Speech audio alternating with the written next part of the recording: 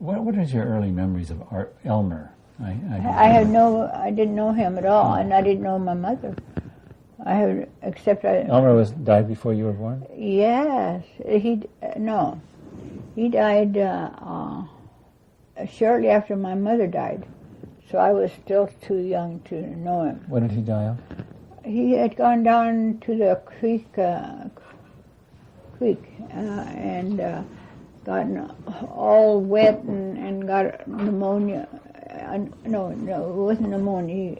He's got his ears, mastoid in both ears, and so the only doctor Dad knew was Dr. Gunlin in Astoria, so he went, took him there, and the doctor was so ignorant that he operated on both ears at the same time, and so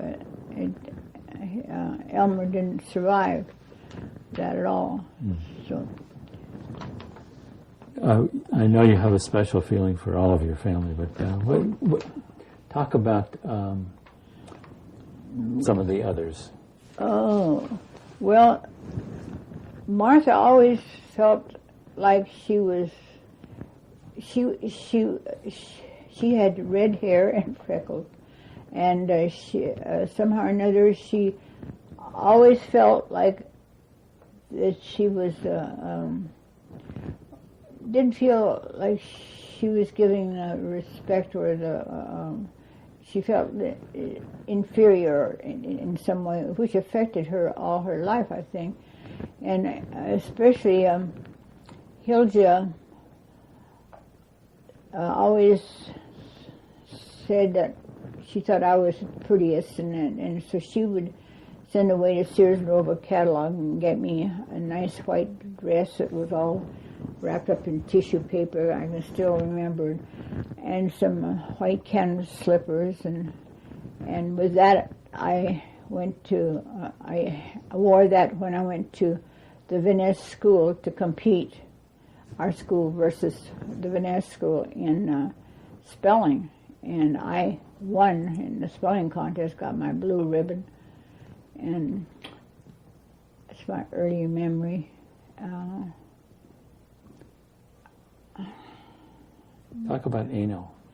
Oh, Eino, he was in charge of the hatchery, that it was called the Standard Hatchery, and he also delivered baby chicks after they were out of the shells to the different people that they had orders from.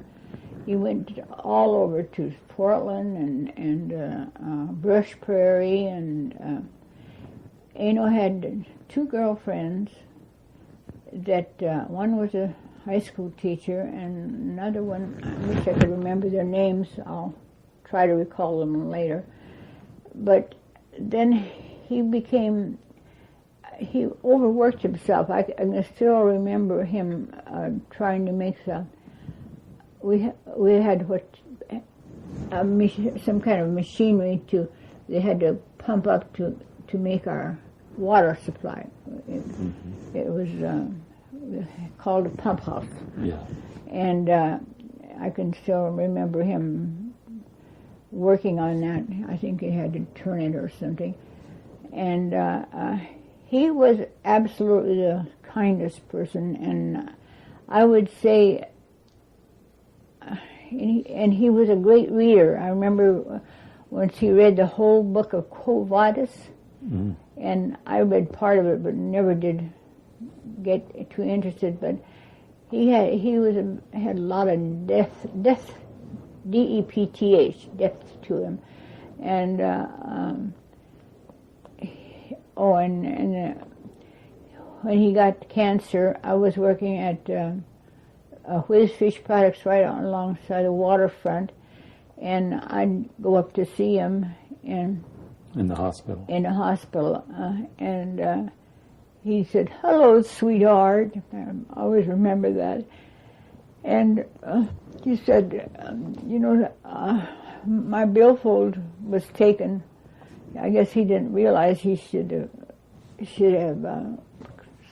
given it to somebody in the family or something. And but I don't know. He had cancer.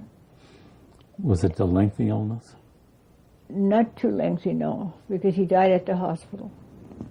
And so we had a great memorial service for him. I mean, service at the Methodist Church. And, one poem that he read that was his favorite, I'll have to bring that into my memory and insert it later. But he really was. He and Archie was completely different. In what way? Archie was more of a, I say it lightly, mercenary type, like Bob. And when I first left home, Angie Thayer lived just up the road. That's where the Mickelson boys bought that place.